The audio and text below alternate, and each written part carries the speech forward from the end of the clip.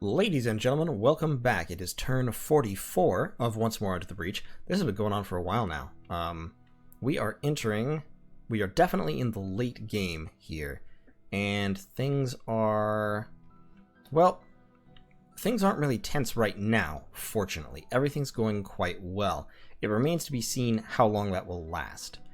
We did cast Eternal Pyre, so we have successfully put up our global enchantment, which immediately spikes our fire gem income to 27 per turn. So from now on, we will have no shortage of fire gems. We've finished our research to level 5 evocation. Sent us a few more fire gems, which they agreed to do, which is nice. And the Bull of the North, the god of has now cast Earthblood Deep Well. So now he gets 20 extra earth gems per turn. We did a whole bunch of site searching. We found a basic earth site in Glade Woods and in Wellred, exactly the same site, both 1 earth gem. Excellent. Niflheim has proclaimed Totzi the Abductor their prophet, which kind of expected at some point. There were a whole bunch of battles. We have breached the fortifications in both Chilad and Henwood, so we will be storming both of those forts. In Trollland, we got a whole bunch of death and lost gold. Trollland is just... ugh. Trollland is an awful, awful province. The only reason I even care to keep it is because it gives me a water gem. In Great Woods, we got some misfortune, and in Giant's Rest, we got some nature gems, which is always nice. We can look at battles real quick. Not many of them, most of them, pretty much none of them are really earth-shaking. In Kotakar, the army of Hinnom ran over some province defense. Not unexpected. This is Hinnom just kind of pushing back. Continuing the cat-and-mouse game here, Agartha besieged Rus again. We can see that army there in Rus is 5 units with 1 Living Mercury, a White Mage, and an Earth Reader. Wiped out province defense, so they're keeping Rus under siege as much as they can, as well as Bright Woods, in order to prevent Hinnom from accomplishing anything, from being able to recruit anything, or basically do any work here. That was the wrong button. In Cormac, Yomi and Tianxi continue basically trading provinces. Cormac, Tianxi lost. In Honoria, Baratos attacked Tianxi and ran smack into this big army that was moving in that direction, and got wiped out. So this army is effectively gone. There were only 5 survivors. This is a pretty significant army. It includes a powerful nature mage, a Kitsune, basically, the Hulijing. It includes some Masters of the 5 Elements, whose name I could not remember a couple turns ago. The second most powerful mages. And a Master of the Way. Several Masters of the Way, actually, as well as a Noble Commander and just a whole bunch of archers. Tianxi is really leaning on this archer-heavy strategy. What else? In Towers of Heaven, I attacked Towers of Heaven with a couple of Boudas and 1. I was attacked in Belfield, and let's actually view that battle, because it was kind of interesting. Basically, this is a whole bunch of Jotun skin shifters, and not much else, few small chaff, against an army of almost entirely archers. I did have some basic defenders up front. Unfortunately, what happened here was, I had this Buddha out front in an effort to use him to, as well as Mungu, in an effort to use him to summon skeletons to serve as chaff and slow the enemy advance. Unfortunately, I miscalculated the range, and so my pygmies actually advanced past Kibwana.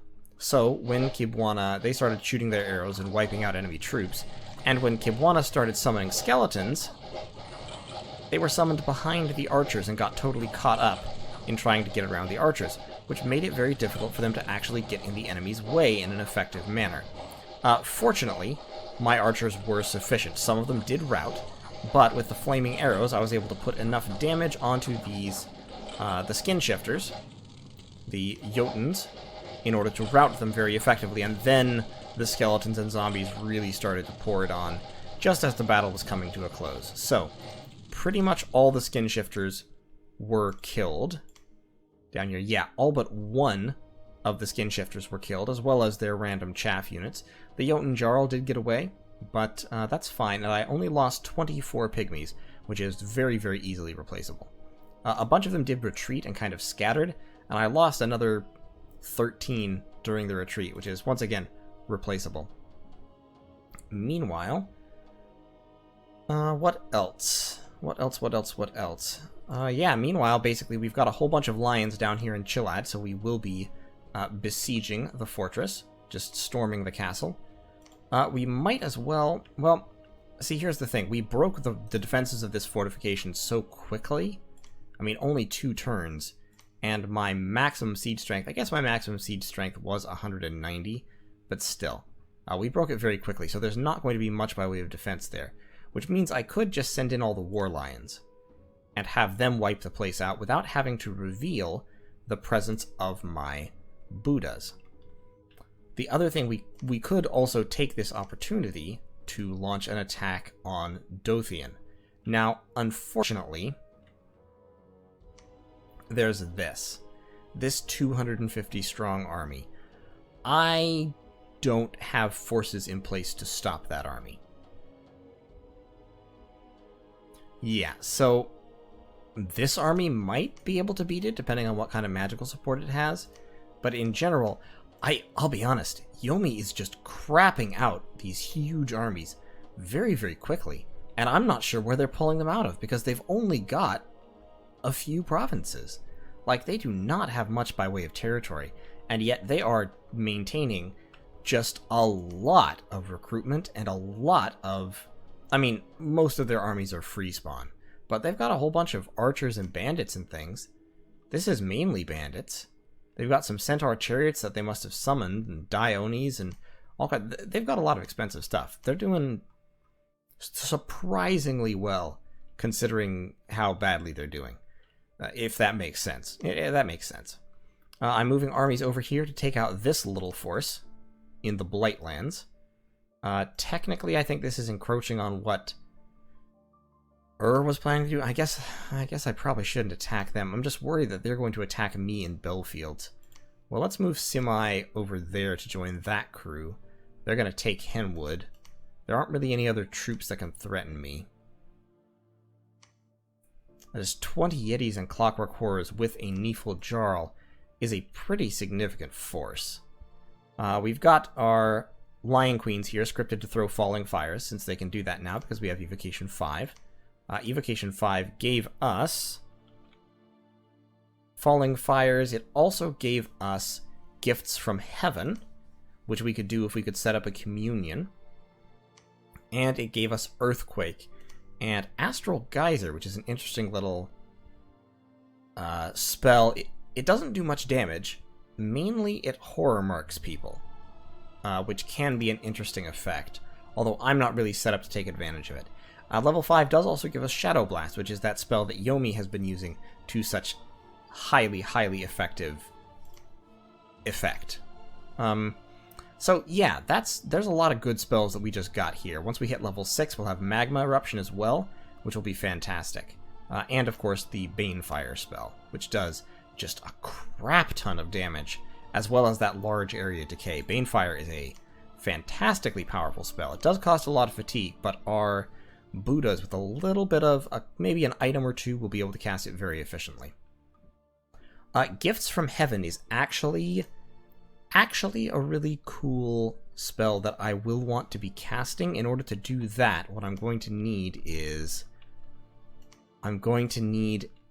a Astral Earth Crosspath Mage in order to forge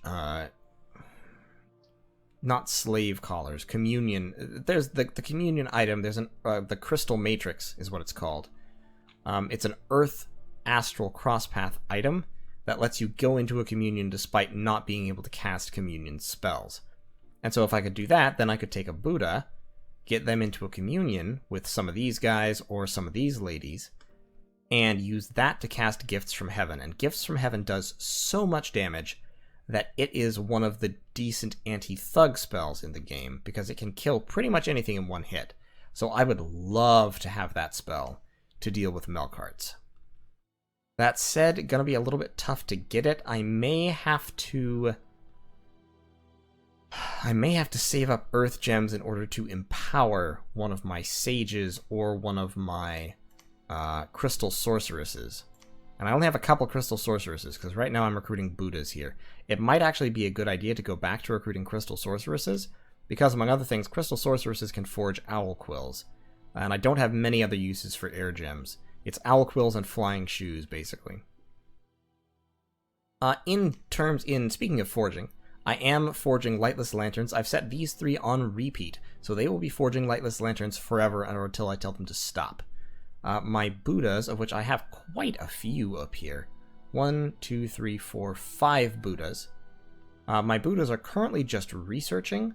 I will be shifting them to, engage in combat fairly quickly. Actually, I may want to move them now. I may want to get them started moving south, because I am definitely thinking it's either Yomi or Beratos is who I go after next. I would only want to fight Beratos with the support of and ideally also Hinnom. If the 2 of them would agree with me to fight Beratos, then I would absolutely go for it. But Hinnom is still fighting Agartha in a kind of desultory way, and is fighting Agartha underwater, as well as still expanding this way. So, not sure if they would entirely go for that. I need to finish off Niflheim is the thing. So what I may actually do is I may just start sending Boudas in that direction. Because like Bouana, I don't have much by way of items left, but Bouana with 3 death is pretty solid, and Asher will be able to cast Magma Eruption soon, as soon as we research it, as will Voi. So the 3 of them, let's launch the 3 of them up this way, and what they can do is they can come up south, and they can hit Yomi from the other direction, if necessary. So yeah, move them up there. Actually, can they get over there? Not really. Oh, Asher and Bouana. That's right. Asher and Bouana have terracotta soldiers. I'm actually not going to take the terracotta soldiers with. Terracotta soldiers will be great for frontlining my main armies because they are basically immune to fire, so I can drop falling fires without having to worry about them getting hit. But they're not great for accompanying Boudas because, well, they're not stealthy. Really, I want shades to accompany Boudas. Katibu could be summoning something, some kind of an earth summon. He can't summon fall bears because I don't have enough gems. He could cast Clockwork Soldiers. He would get a bunch of extra, but that's not really worth much. Or he could eventually enliven statues. That might be interesting, because statues are very hard to kill, so they're good chaff. I can also at this point reanimate archers, which have Banefire bows, which cause decay. That is an interesting thought. And of course, once I build up the Earth Gems, I'll cast Hidden in Sand at some point in one of my Wasteland provinces. Because it just gives you a free army, complete with some mages. So that's pretty solid. I've already cast Pale Riders before. That's pretty effective. Long Dead Horsemen are cool. Reanimate Archers I've actually never really cast before. So you know what? I'm gonna do it. I'm gonna reanimate some archers just to see how good they really are. Let's go down here. Let's have Mudrick reanimate some archers. Yeah, and you just get 10. There's no benefit to having a more powerful mage do it. So let's have Mudrick and Popo both reanimate some archers. That'll get me 20 long dead archers with Banefire bows here in Mechtlin. Now, archers are not good backup to War Lions because War Lions are very vulnerable to arrows. They're better backup to Rhino Clan warriors, and I am recruiting Rhino Clan warriors down here at this point. Over in the capital, I'm still recruiting a mix of troops, just kind of in order to have solutions. I do think the Lion warriors will probably help when I go to war against the giants, and because they have magical weapons, they can kill Oni spirits very efficiently. So against the Oni, I think they're a good, solid idea. I have one more holy point. He costs 26 resources. I would like to get... Yeah, I'd like to be maxed out on Lion Warriors every turn. Because, as I said, against the Oni, they're going to be valuable. I still don't want to take on this army, though. At least not until I have several Lion Queens and a whole bunch of lion warriors. As well as also, ideally, I would also like a lion king so that the lion king could throw like wooden warriors in order to buff up the natural protection, because if I can drop wooden warriors, buffing up a lion warrior's natural protection to 10 on top of their armor would give them a pretty significant protection value. I think it would be like over 20, which would give them very solid defense, and I would definitely like that. Right now he's just searching for magic sites. I've got a lot of mages all over the place, moving and or searching for magic sites. So we are continuing that tradition. Badalini is sneaking up here to search for sites. Bavwal is sneaking over here to search for sites. Bushiri should sneak... Where should Bushiri go? You're searching there. Bavwal is. Bushiri actually should probably move up in that direction in order to get in on the war. So yeah, current plan is stay the course, continue as we have been, devour more of former Niflheimish territory, and then move into Yomi, because I think Yomi is going to be the relatively easy target. If we can sneak some Boudas through the Sleepy Wolds, we'll be able to get into here to Boggerwold. If we can take several of Yomi's provinces in one turn, that will be a pretty crippling blow. If we can take Gol Emerald, destroying his temples is important, because his temples make his spawns better and more numerous. So if we can take out temples, we can cripple his ability to spawn troops. And that's important, because if he can spawn troops freely, then we have problems. Mass evocations will be very effective against him because his troops rely on that spirit form they have in order to stay alive. They're not great troops otherwise. Some of them are pretty solid. Onis are pretty solid. The small ones are not. But they do tend to be low protection. You can see here they don't wear any armor. So anything that does damage over a wide area should be pretty effective against them. So a couple of Lion Queens with some fire buffing items like Skulls of Fire are very cheap for me. Flame Helmets. I can forge Flame Helmets pretty freely now because they're less than 2 turns worth of fire income. So a couple of Lion Queens with Flame Helmets and Skulls of Fire, that boosts them up to Fire 5, drop Phoenix Power, then they're Fire 6 naturally. At that point they can throw great big Falling Fires casts for almost no magic and almost no fatigue, despite the 3 exhaustion they have. So I think that'll work fine. I can also give them like a nature gem and have them throw Strength of Gaia right at the start, and they'd be very, very solid. Kim the Lion Queen can even, since she's carrying a Staff of Elemental Mastery, if I send her out with that, she can also summon Earth Power. And she has 21 protection, because her natural protection is 15. Why is her natural protection 15 right now? Where does that come from? Oh, the Staff of Elemental Mastery gives her Stone Skin. Oh, nice! So she's susceptible to cold, but she actually doesn't even have to bother protecting herself. I didn't even remember that that was an effect of this. Oh, cool. That's neat. Okay, so in any case, so yeah, Falling Fires from her will be devastatingly effective because she'll go up to Fire 7.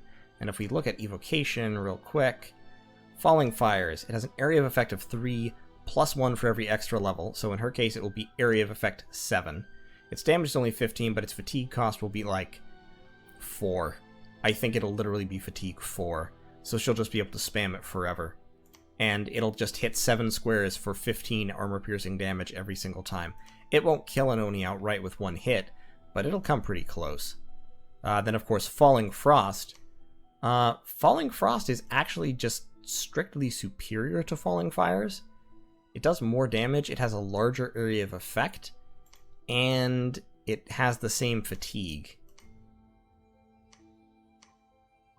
That's interesting. Yeah, the only difference is it's cold damage instead of fire damage. So it's not extra damaging against people with fire. People with regeneration typically are fire have negative fire resistance, I believe. Anyway, I hadn't noticed that before. Yeah, Falling Frost is strictly superior in many ways. Huh. Very, very interesting.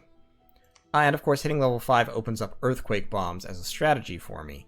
Against majority human factions, I can send in, as I mentioned before, I can send in Boudas with flying shoes and have them just drop Earthquake. It costs a lot of fire, a lot of Earth Gems, but if I drop about 3 Earthquakes, 2 Earthquakes will kill the majority of human mages. 3 Earthquakes would kill virtually all human units, unless they're very heavily armored. So, that would be an interesting strategy. As for these 4 Boudas, I'm not having them storm the castle because I don't want them using gems, and I don't think I need them. Mashuhuri is a very good Skella spammer. Mandara is going to be a Blade Wind caster and Earth buffer, and these 2 are both going to be Magma Eruptions casters, once I get Magma Eruptions. So, all very, very solid. I talked with Tinchi earlier, as I said, and we agreed that I was going to take Chilad. Hopefully he won't go back on that now, because this army could wipe this force out. What I might just have these guys hide. Yeah, let's have them hide, so if something does go drastically wrong here, they won't be affected. Well, I'm gonna hedge my bets. I'm gonna have you maintain the siege, so in case I'm beaten, they are still under siege. And I'm gonna set you way back there. And yeah, that's fine. Okay. Yeah, so that's gonna be the turn. We are continuing to recruit Boudas down here, Lion Queens here, Boudas here, and then Research Mages here, here, and here. And I think we're going to be pretty solid. We're pumping out the Lightless Lanterns, we're pumping out Owl Quills over here because we can, and we are, pretty soon we'll be using some more Earth Gems to forge a couple more Dwarven Hammers to hand out. We have a number. We have, I think, 5. But, yeah, Katibu is carrying 1. Why don't you put that away? You're forging a Lightless Lantern. Who else? What was I thinking of forging? There was something else I was thinking of forging. Ah, yes. Kinda. You take a hammer, and you forge another Thistle Mace, which will push you up to 4 nature. Rumaliza already has a Thistle Mace, so he's already up to 4 nature, and we'll push Kinda up to 4 nature as well. That will help me open up some of the higher level nature spells when I start going down the alteration path. Conjuration I don't think has any really high level. Well, Conjuration has Awakened Sleeper and Vermin Feast. Locust Swarms? That's not really good. That's not really useful. Awaken Ivy King. At level 4 I can do Awaken Ivy King, and then I can use him to do all kinds of cool nature stuff. If I could get some water magic, I could also cast Living Castle, but that's only underwater, so that's actually useless to me. And Animal Horde is also pretty useless, to be honest. It's just not very, it costs 25 gems to give you 100 crappy chaff. It's just not, there's just no point to it. Yeah, I talked about the kindly ones last time. Might be able to get the kindly ones at some point. I may also be able to get Fairy Court. If I can boost myself up to 5 nature, which I think I can. And then if I go all the way up to level 9, I can even awaken Tarasks, which are pretty powerful super combatants. Might not be worth it anymore, but we'll see. Enchanted Forests. I don't think Enchanted Forest is worth it, but I'll look into it. I haven't really considered Enchanted Forests ever. But in any case, that is going to be this turn, and I will see you in turn 45. Thanks for watching. Alright, ladies and gentlemen, it is turn 45 of Once More Into the Breach. In the north, you can see we are doing just a bunch of stuff. We conquered the fortress at Henwood. Let's view that battle, because it was kind of cool. So we have our forces over here. Inside we have not much, but we do have, I didn't realize this, we have Chatsi the Abductor in here, who is the Prophet. And he is a problem. He's got cold power, ice protection. He naturally has reinvigoration. He is the Prophet, of course, which means his attack and defense skill are even higher. and he has that stupid natural protection on top of all his gear. So basically, he's just, he's an issue. At least his griffins aren't flying for some reason.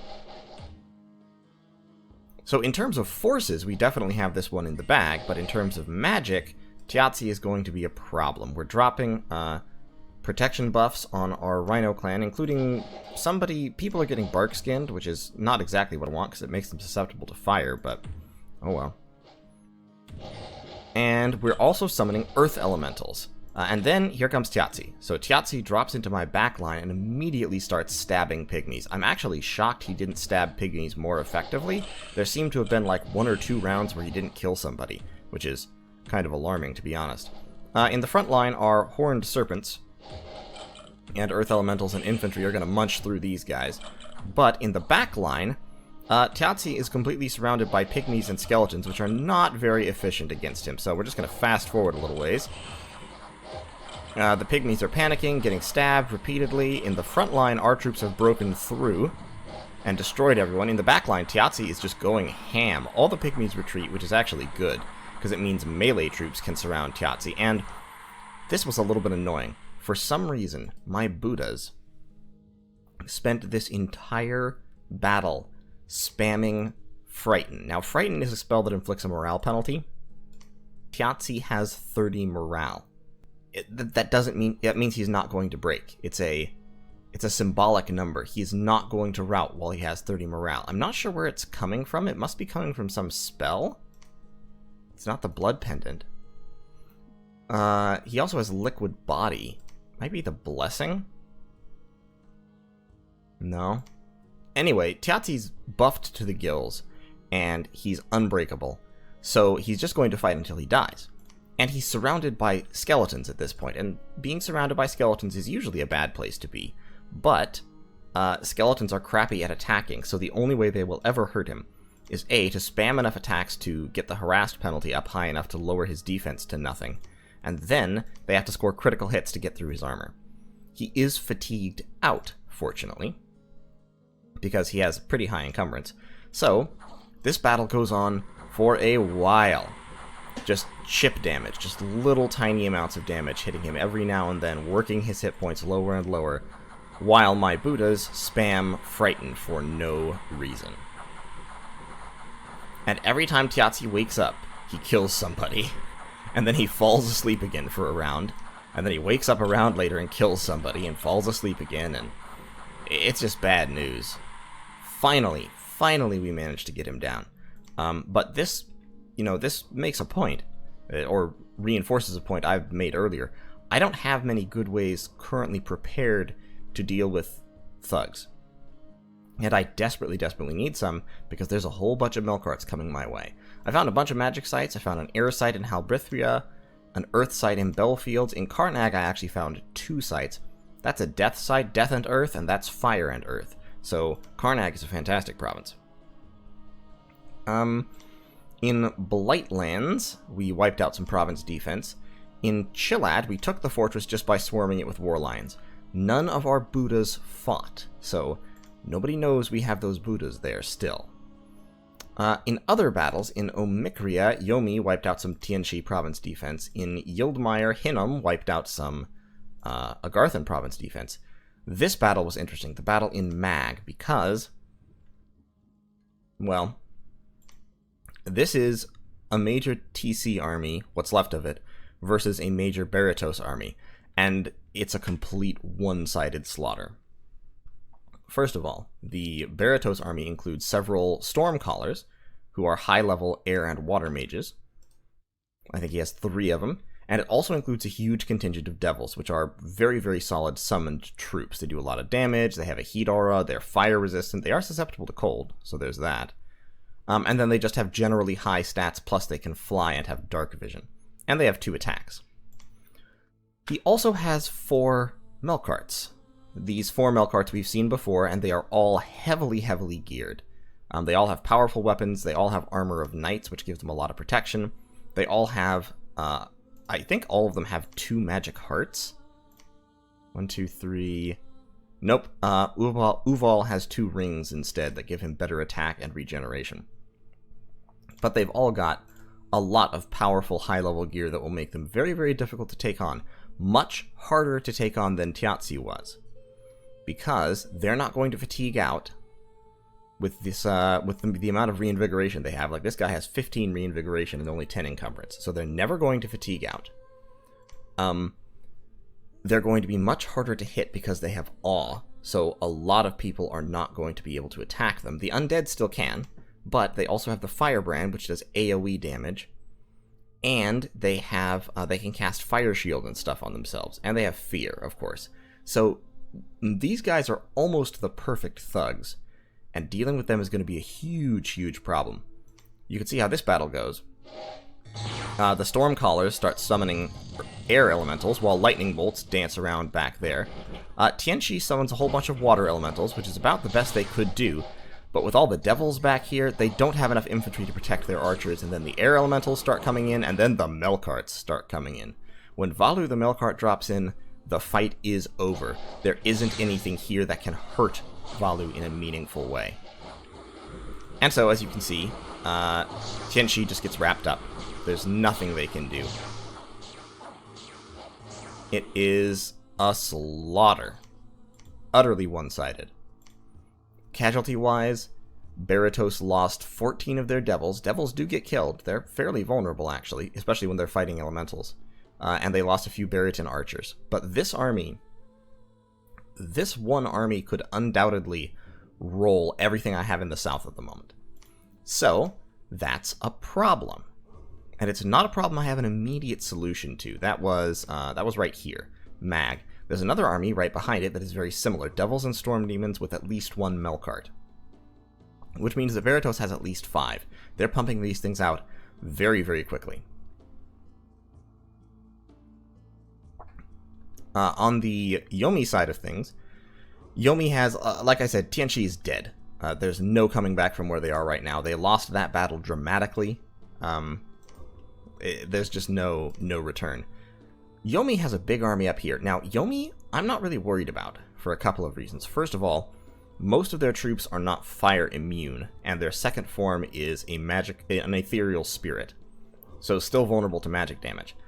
I have the option to drop a whole lot of evocations. I have Shadow Blast. I finished my I have the research for Shadow Blast, and I'm about to hit the research for Magma Eruption. I have Falling Fires. I have lots of options for dealing wide AoE magic damage. I also have summons. I can summon elementals, and earth elementals in particular, demons are going to have a hard time with because earth elementals regenerate and trample. And they're also, single entities, so they're not good targets for Shadow Blast. My archer-heavy strategy would not work very well against Yomi. Actually, it probably would work decently because they don't have many flying units, and only a small subset of their troops are resistant to fire, so pygmies with flaming arrows would actually do decent work. But it won't work at all against Beratos, won't accomplish anything, and it won't work very well against Hinnom either. And those are the two that I'm actually worried about. Yomi I think I can roll. Like I said, he shouldn't have any idea that I have these 4 Boudas down here, or he might know that I have 1 or 2, but he shouldn't be able to see them. I have a couple more Boudas over here, and more being recruited. I have a Bouda over there, and more being recruited. I have Boudas everywhere. And they're all very, very potent battle mages. Rim is still summoning fire ants. That's what she could summon in 1 turn. She's going to keep doing that, so I have a pretty decent source of basically free chaff in the form of Rim. I'm also forging another Skull of Fire, and getting out another Lion Queen, and I will dedicate a whole lot of my fire gems to summoning chaff here so that I don't have to recruit much chaff. Oh boy. Because it's going to, this is going to be a problem. I'm not really very well set up for the inevitable knockdown, drag-out late-game war. Funny Guy is casting Twiceborn on himself. I should have done this a while ago, probably. I just never, I never really wanted to spare the death gems, but when you're horror marked, you could be attacked by a horror at any time. And if Funny Guy had at some point been attacked by a horror, he probably would have died, because he's not very well protected. I mean, really, he's not. All he's got is Boots of the Messenger. I haven't given him any items. He's not especially well defended. And I haven't even really scripted him, although in assassination attempts, scripts don't matter, so scratch that. But in any case, a horror could probably have killed him. And it probably still could. He is going to be casting... I canceled the casting by accident. Twiceborn means that if he dies, he will revive himself as a white mage, which would be nice, because I don't believe he loses any paths or anything for doing that. So, that'd be good. Up here, I've got a whole bunch of Boudas. A couple of them are searching, most of them are moving around. Up here, since I've taken Henwood, my Boudas are spreading out to take these 3 provinces, which they should be able to do. This army is moving in this direction. This army and this Lion Queen are moving up here to try and kill that Gigja and take that province. Over here, you can see that has captured Niflheim and is now under siege by a large Niflheimish army. So that's fine, confusion to my enemies and all that. Over here, you can see that Hinnom is starting to move into Niflheim's territory and is probably going to get this chunk over here before I can reach it. Hopefully, I'm hoping that I'll be able to put Werk Anum under siege before he can.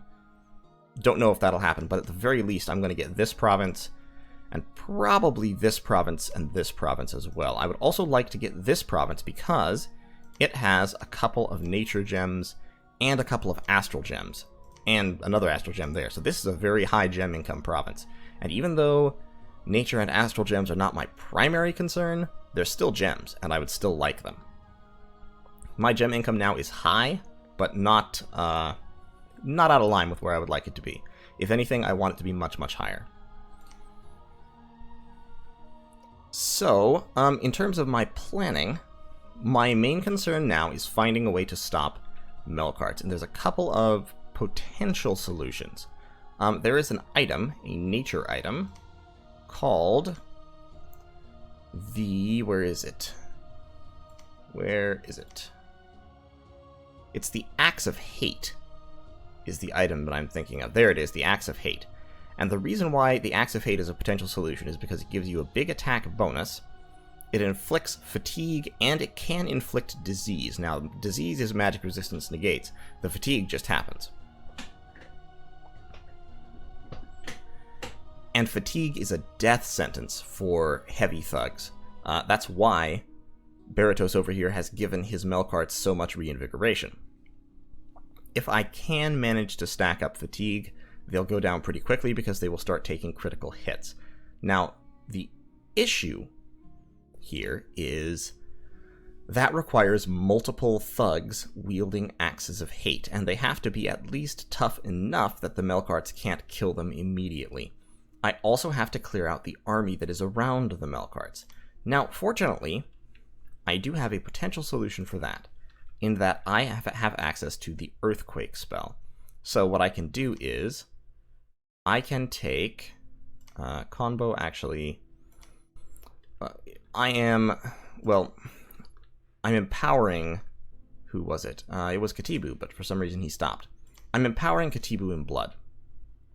I have a very small blood slave income, and I have enough blood slaves stacked up right now that I should be able to get him up to at least level 2, level 3 in the next few turns. Once he's at level 3 blood, he could forge bloodstones, which are miscellaneous slot earth boosters. Combine that with the earth boots that I can already forge, and I can kick any Buddha up to earth 4. If a Buddha that gets a 3 earth random, I can kick up to earth 5. That's high enough to cast Earthquake. Now, Earthquake is extremely gem intensive, but if I can get a couple of Buddhas with flying shoes to cast Earthquake on a Baratian army, their Stormcallers and their infantry will be killed. Getting rid of the Stormcallers is the main use of that. The infantry I don't really care about so much, except insofar that they dilute attacks. I then have to deal with the demons, which can fly and so aren't affected by Earthquake, and I have to deal with the Melkarts. The demons, honestly, I don't have a great solution for yet. I'm probably going to need some kind of evocation, or I'm going to need to try and kill them with elemental spam. I may be able to... Because my 2 main summoned tools, my 3 main summoned tools, actually, are Fire Elementals, Long Dead, from Horde of Skeletons, and Earth Elementals. Fire Elementals, not very effective against Devils because Devils have fire resistance. Earth Elementals could be because Earth Elementals can trample. So they may be able to smash their way through, their own weight in Devils. But Melkarts will clean them up pretty rapidly. I'm a little worried about it. One possible solution will be might be to get one of these guys maybe empowered in earth or something, so we could forge... So we could get... If I can get a Buddha into a communion, then I'll have something going on. Before I can do that, then I'm a little bit worried. If we look at our spells real quick, we are going up Conjuration to level 8. At level... Where was it? I have Living Earth at level 7. And Living Earth would be pretty effective. That would let me spam out a whole bunch of Earth Elementals all at once. I will also be able to call Wraith Lords. I think I can already summon... Yeah, I can already summon Bane Lords. Bane Lords are one of the classic thugs because they don't have any fatigue, any encumbrance, and they naturally come with high protection. But in order to do that, I need a lot of Death Gems, and I don't have many. I could actually afford to summon one Bane Lord per month if that was all I was doing with Death Gems. So I may end up doing that. I may summon a whole bunch of Bane Lords, equip them with Axes of Hate, and some other equipment that I can forge cheaply, obviously, and then deploy them like en masse against Melkarts. But I will need an army to back them up in order to remove the army that is surrounding the Melkarts. Mixing thugs in with armies like that is very, very effective, specifically because it makes it hard to single them out and assassinate them, which is what I have to do. I mean, general anti-army strategies will not work against Melkarts, either Hinoms or Beritoses. Now, Hinnom is definitely deploying their Melkarts with less backup, and they're very much deploying them individually, like a lot of the time, which is good, because if they're deployed individually, then I have a decent shot at being able to assassinate them. Also, he's not going double hearts on his Melkarts, which is also good, because double hearts is a terribly, terribly effective strategy. I suspect that Algulaud does not have the kind of Blood Slave income that GGS does. Great Ray Shrike, I think, has developed a very powerful and efficient blood economy.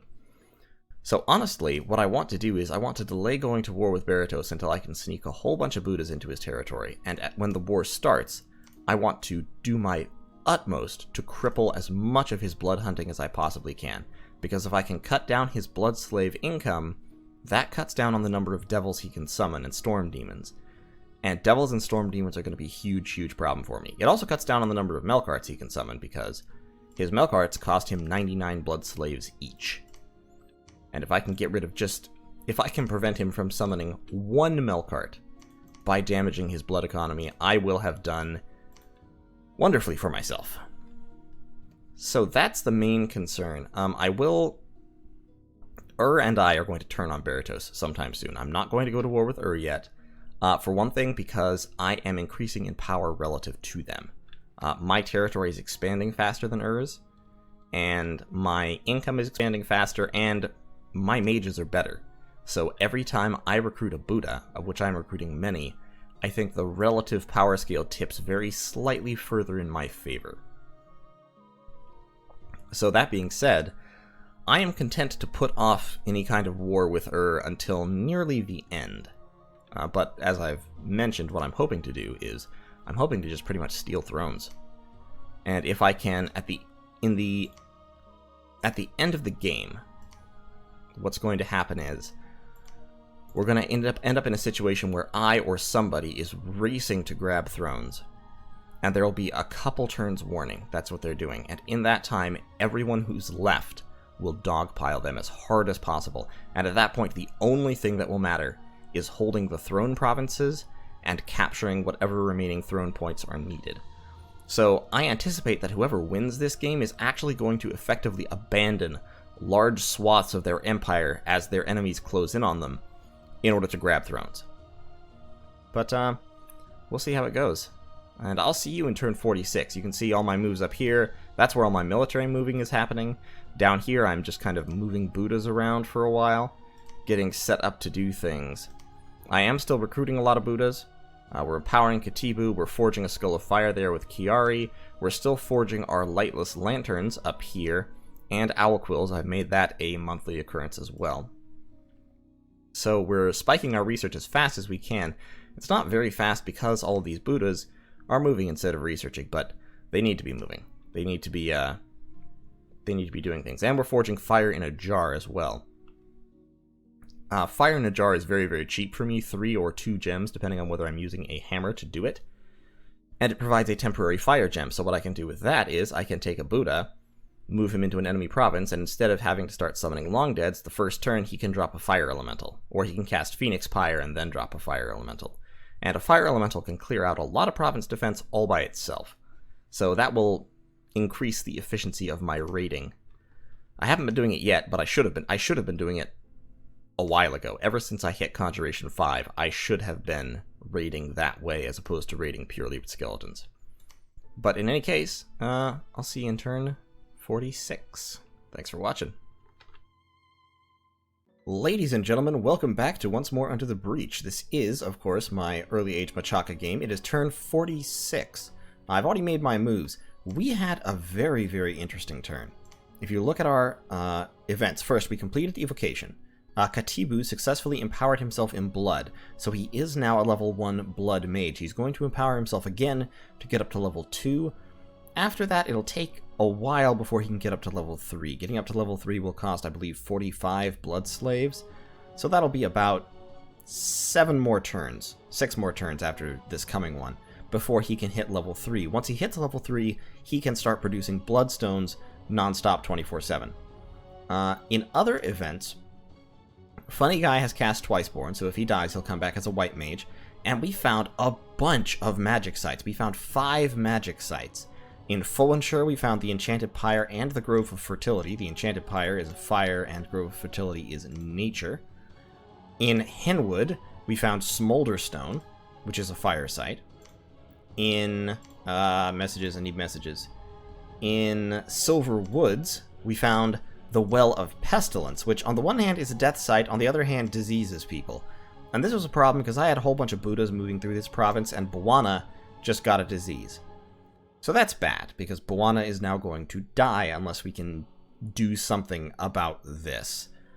And quickly. There's not a whole lot of options for getting rid of diseases. There are a couple, but not many. So we'll have to, I have to do some examination to see if there's something I can do about that.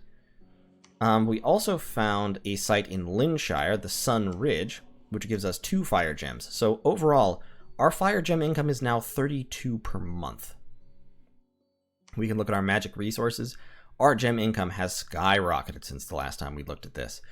In total, we're making well over 80 gems per turn, almost half of which are fire gems. Now, fire gems are not the most valuable in the world, but that does mean that I can now spam fire summons, including fire combat summons, pretty much without a care.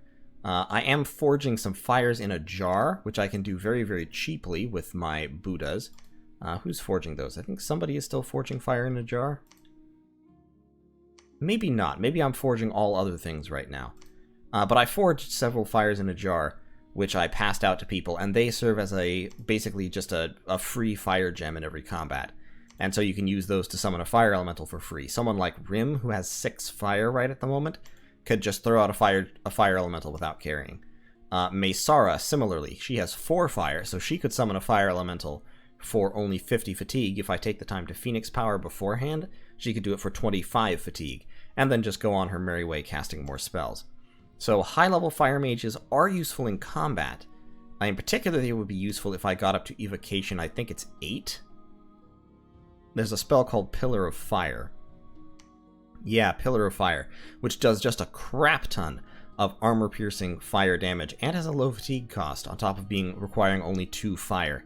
And it has a lot of large area fatigue damage. So this is basically the fire equivalent of Thunderstrike. It doesn't stun, unfortunately, it just does fatigue. But still, doing that much fatigue on top of this much armor-piercing fire magical damage is pretty substantial. So if I were to go up to level 8 evocation, which I probably will, assuming I survive that long at some point, Pillar of Fire will become a staple fire spell. As it is, I went up to level 6, I finished that research, so I got Magma Eruption, which does 22 points of damage in a fairly wide area, and does 15 armor negating fatigue damage in that same area. So this is a really, really good spell against hordes of chaff. Since it's not armor piercing or armor negating, it's bad against heavily armored troops, but the fatigue damage is still very nice. Magma Eruption from now on is going to become a staple spell for certain of my Boudas, specifically the ones that are born with 2 levels in everything, which up to now have not been the most useful, because basically they can only do the things that other Boudas can already do, and they do them worse. They don't have high earth to cast earth spells, they don't have high death to cast lots of death spells, they're just kind of eh.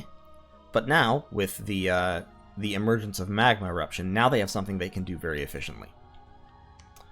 On top of that, up here, I fought a number of battles.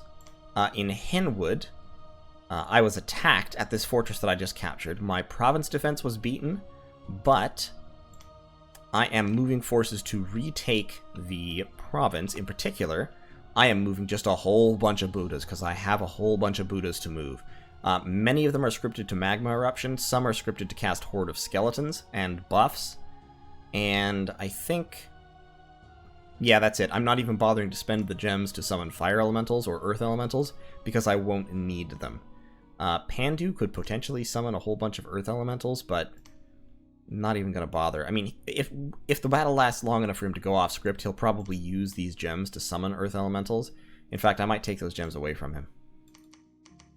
He doesn't need them right now, because I don't need earth elementals in this battle. Kibwana, I can't take Kibwana's earth gems away from him, unfortunately, so that'll just happen.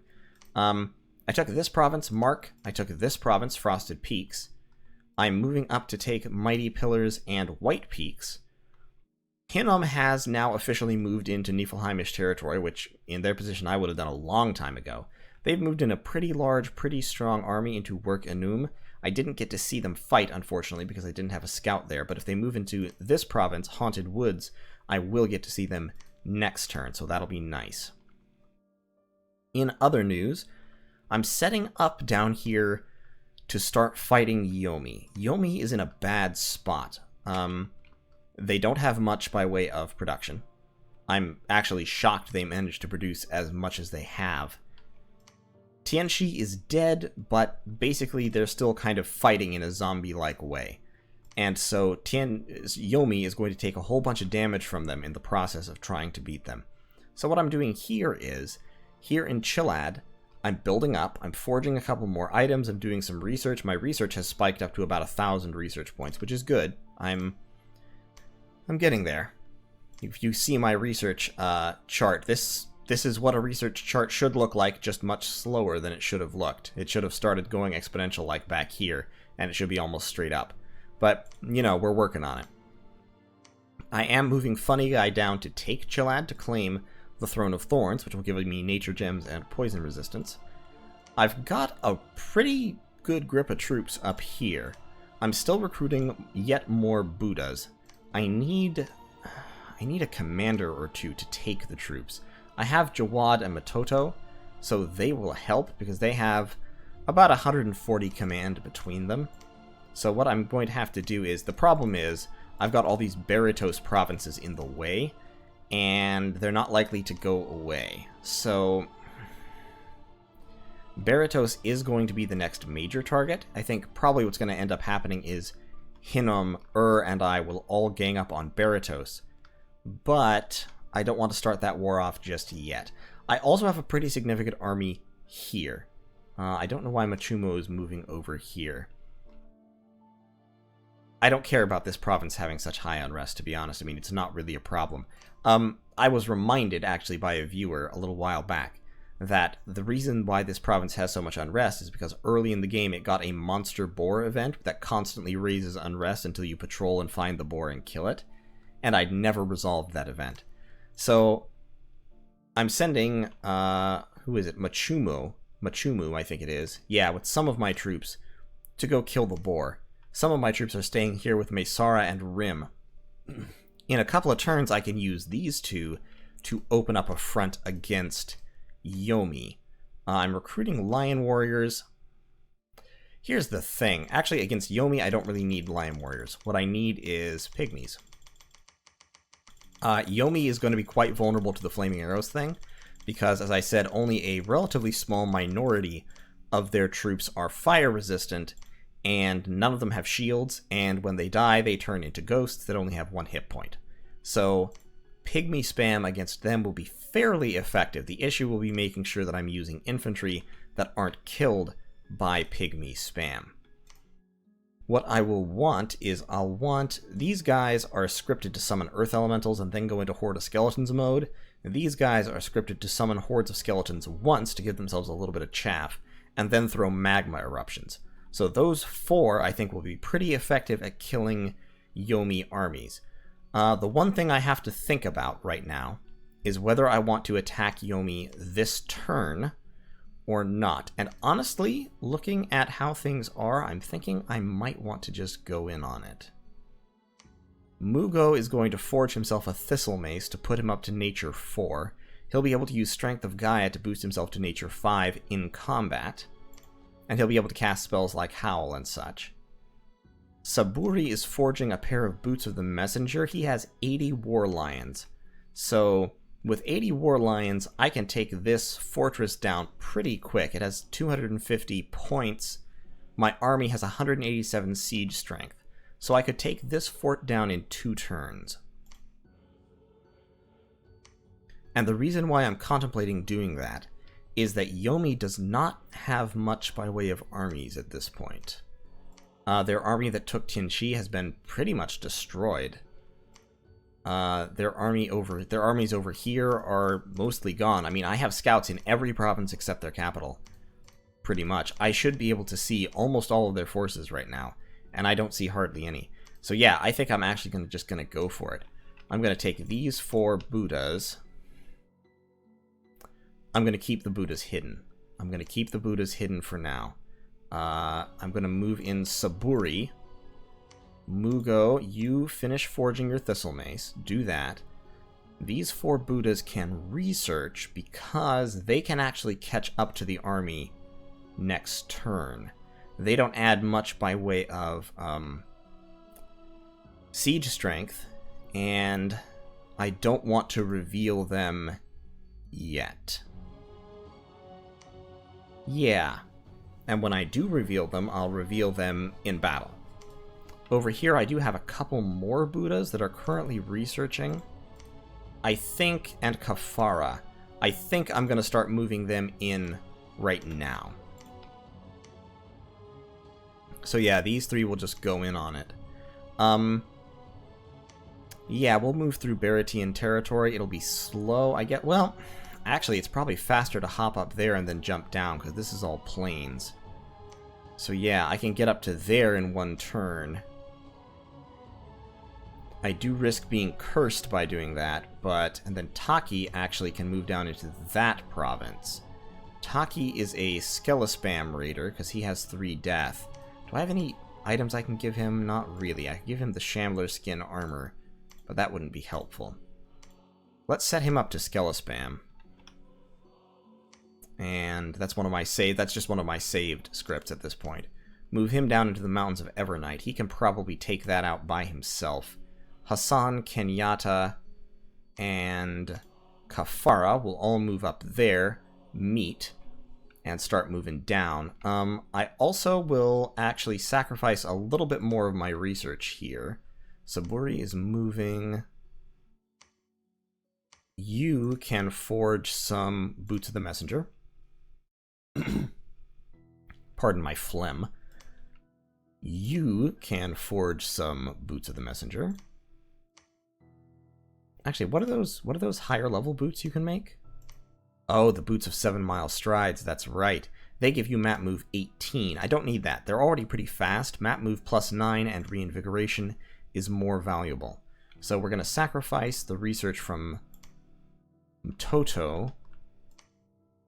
And Hassan can also forge Boots of the Messenger. Actually, I think Mtoto and Jawad both want to move over there to be ready. Who has more leadership? Mtoto. Actually, tell you what, Mtoto, you move in that direction to pick up those troops. Jawad, you forge a pair of boots. So these Boudas are going to run up here. At this province, they'll collect Boots of the Messenger from the lab, and then they'll move down here to take out some other provinces. I've talked to Tianqi. Tianqi has admitted that he's going to die, and so he's given me permission to take any provinces of his that I can take. So actually, I'll tell you what I might do. Mashuhuri has a bloodstone and has a skull staff. Tell you what. I'm going to give the bloodstone to... Kondo has flying boots. Let's give the bloodstone to Kondo. And let's give the earth gems to Kondo as well. Like 4 earth gems. Then Mashuhuri will actually attack that province. And I think by Skella spamming, he should be able to take out that province. Unless it has a lot more province defense than I think it does. So he's just going to be in the back, summon Earth Power, and Iron Skin, and then Horde of Skeletons for days. The only issue with Skella spamming against Tianxi is that Tianxi's province defense includes a chariot. Yeah. Actually, I'm going to give him 2 Earth Gems. We're going to start off by summoning an Earth Elemental. No, not Earth Power. By summoning an Earth Elemental, and then start spamming out Horde of Skeletons. Okay. Yeah, so he should be able to press escape one too many times. He should be able to take that province. These 3 are all going to research. Saburi is going to place this fort under siege. I don't think there's any Tianxi forces close enough to reinforce it. I know there's no forces there. There might theoretically be an army there that I can't see, but I don't think so. If we look at the battle in Cormark, that was a totally undefended province, and presumably, if there is a Tianxi army here, there's a small one there, but not one that's dangerous or impressive. If there is an army here, it should move down here to try and take Cormark back.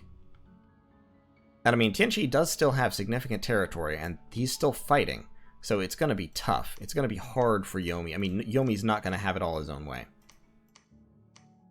I'm going to take that scout into Yomi itself just to see what he's recruiting.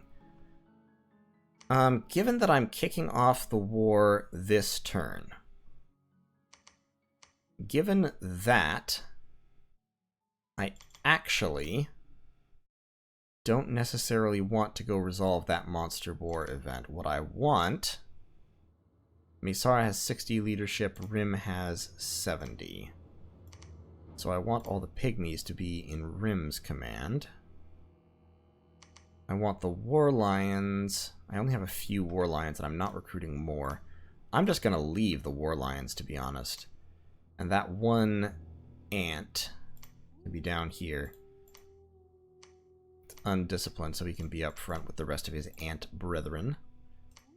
Ants have protection 14, so they're not terribly vulnerable to arrows, but flaming arrows will cut them down en masse still.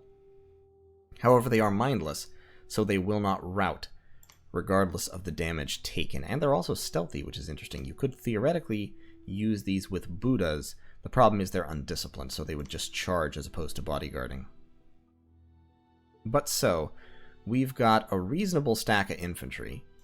What's your leadership again? 60? Yeah. We've got a reasonable stack of infantry, including with our sacreds mixed in that will do fatigue damage and have magical weapons. We've got a small stack of pygmies.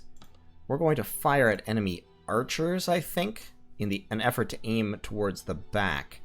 Rim can have some fire gems. Honestly, Rim can have a whole bunch of fire gems. So can Mesara. Like, fire gems are one thing that I am no longer short on. And we are going to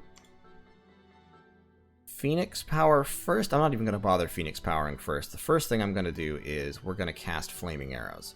So, Flaming Arrows, which would cast 100 fatigue, but for her, doesn't. Then we can do Flame Eruption. Flame Eruption has a range of 7 plus 1. So for her, it would actually have a range of 12. It's not a bad spell in that case. Then we'll go Phoenix Power.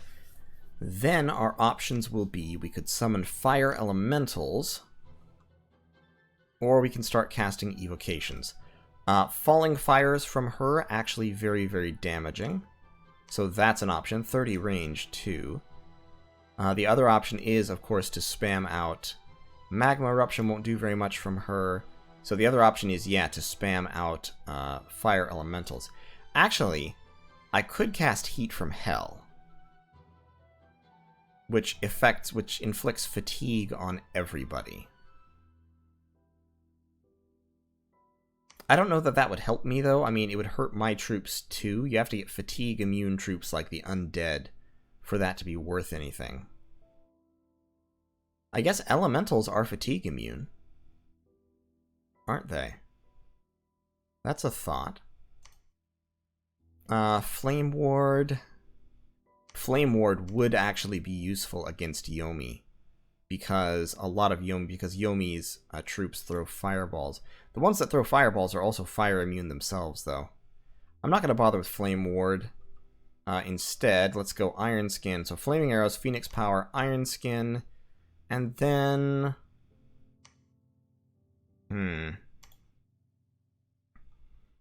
Then, yeah, let's start throwing Falling Fires. And then cast spells.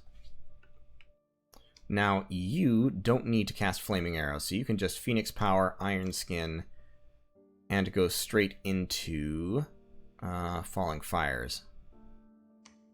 Fireball would cause disgusting amounts of damage and have a significant large area heat shock, but Falling Fires will overall do a whole bunch more damage over a wider area.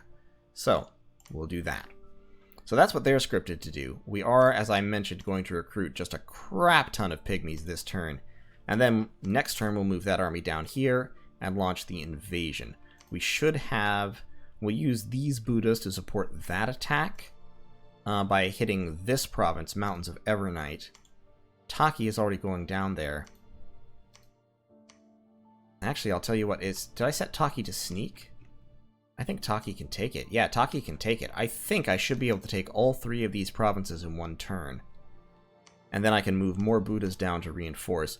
Rumaliza is still searching for magic sites, as is Kyango. I killed a scout here in Zaburia with my 20 points of defense. Don't think he was expecting that. That scout was probably passing through. I've got some pygmies up here under Kinda's leadership. Kinda is currently researching. Actually, I'll tell you what, Kinda does not need a Thistle Mace because he is researching, as I said. So, Mugo actually does not need to forge himself a Thistle Mace because I have one going begging. So Mugo can just have a Thistle Mace, and then Mugo can cast Strength of Gaia, and then with his high-level nature magic, he can cast what? Stream of Life is not a useful spell. I don't like it. Regeneration is a useful spell, but it's small area. Haste, on the other hand, can be a very useful spell for infantry. Oh, as can Relief. So this is the combo. This is the Wombo combo. You get a Lion Queen and a Lion King in the same battle. You have one cast Heat from Hell, and the other cast Relief. And by doing that, the enemy is taking a whole bunch of extra fatigue every round, and you are taking net probably none or almost none. That is the combo. Okay, I will keep that in mind. Casting Relief by itself is still worth it, so yeah, he can cast Strength of Gaia, and then Relief. And then, Breath of the Dragon is unimpressive. Poison Cloud? Nah, not Poison Cloud, because the army that he's going into battle with is a ton of lions. Why do they have -1 morale? Oh, because they're undisciplined. But they're led by a Beastmaster, which makes up for it. Okay, never mind. It just doesn't show the Beastmaster. Instead of Relief, after Strength of Gaia, why don't you cast Haste first, and then Relief?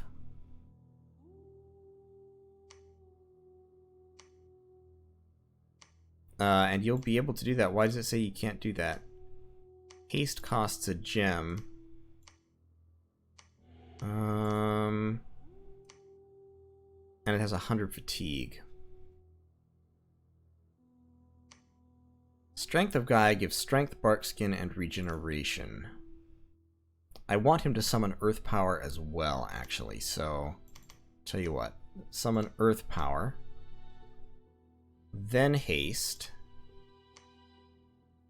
then relief. Apparently I need more nature gems, which I can do. Kinda. You don't need any nature gems right now. So let's give one to Mugo. How many nature gems does relief cost? It only costs one. Oh, okay, so it's got him spending the maximum number of gems on haste in order to cut the fatigue cost down. But the fatigue cost is already 100 minus, and it only costs, haste only requires nature 3, so it's already going to be 50. So yeah, use conservative magic gem usage. You'll be fine. Because you're already at 4, and you're going to get Strength of Gaia going. Now that's going to cost 2 rounds before the haste comes into effect. It's actually going to cost 3 rounds, approximately, before the haste comes into effect. So the War Lions might not get the benefit. Tell you what. Do haste first, then Strength of Gaia, then summon Earth Power, then cast Relief. Yeah, let's do that, because we won't necessarily need relief right at the beginning of the battle anyway. So, Mugo and Saburi are both going to go down that way. He shouldn't need all that scripting for placing the city under siege. Because, yeah, there's no province defense. It'll be fine. There won't even be a battle code going in there. And I have to triple check to make sure that I don't have a non-aggression pact with Yomi, but I never signed anything. We never made any agreement, so we're fine, as far as I'm concerned. Research has dipped some, but it'll be coming right back up. I'm still forging owl quills, still forging lightless lanterns, still recruiting sages, so we will be good. And, yeah, I think that is gonna be the turn. We've got all these guys sneaking around, moving around, a lot of Boudas converging on this battle just to make absolutely sure we kill that Gigja, and then we will move up here en masse to place Forbidden Forest under siege. If I can get both of these fortresses and these provinces, I will consider that a definite victory. I mean, Hinnom is going to get some of this land over here, I think, but if at all possible, I would like to snag a couple of these provinces, but I don't know if that's going to happen. In any case, I'm feeling pretty decent about my little dick-shaped empire here. It really is very penis-shaped at this point, actually. Wow, I just noticed that. Okay, ignore that. I'm feeling good about my empire, whatever shape it is. I think we're in a good place going into the late game. The only problem is, as I said before, the fact that everybody else can either recruit or summon Holy 3 units, and I can't. Which does definitely cut my odds of winning some. I still think I can do it. I think I can pull it off. But we will see. Machumu. Should I move these guys out right now? 35. No, let's get one more round of Fire Ants and Pygmy recruitment, and then we'll move out. I could move out Machumo and Mesara right now, and then bring in Rim later. I'm actually going to want to take the Staff of Elemental Mastery away because I don't want to risk that in war. So, yeah, we are gonna take that away, just to make sure that she doesn't die and lose it, because losing the Staff of Elemental Mastery would be an enormous pain. It's expensive. I don't want to forge it again. But in any case, that's going to be the turn. I will see you all next time in turn 47, where the war against Yomi will kick off and all sorts of fun things will immediately begin to happen. Take care.